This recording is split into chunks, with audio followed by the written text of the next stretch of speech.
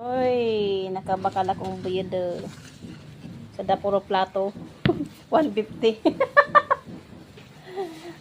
Pera na tumpok.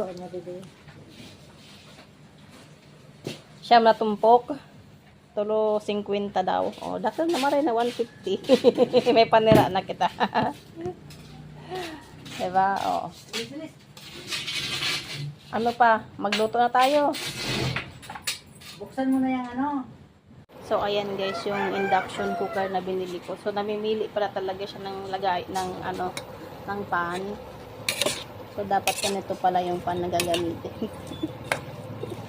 So, ito yung binili kong hipon. Nasa worth 150 pesos.